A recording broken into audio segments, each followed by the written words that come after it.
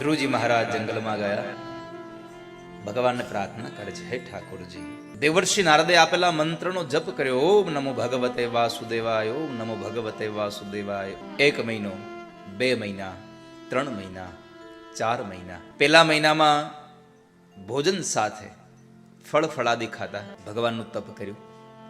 બીજા મહિને 6 દિવસ સુધી ભગવાનનું તપ કરે અને 6 દિવસે કેવલ ખાલી તૃણપત્રો ખાતા. ત્રીજા મહિને 9 દિવસ સુધી ભગવાનનું ભજન કરે અને 9મા દિવસે ખાલી કેવલ પાણી પીતા.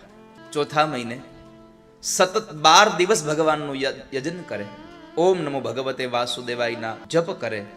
12મા દિવસે ખાલી વાયુ ભક્ષણ કરતા અને પછીના મહિને તો એમણે શ્વાસ લેવાનો બંધ કરી દીધો. જીત શ્વાસો નૃપાત્મજ, પોતાના શ્વાસને જેને જીતી લીધા છે. તો ધ્રુવજી મહારાજ જ્યારે શ્વાસ બંધ કર્યા અને ભગવાન જ્યારે એમના પર રાજી થયા, ચતુર્ભુજ નારાયણ પોતે ધ્રુવજી પાસે મધુવનમાં આવ્યા છે.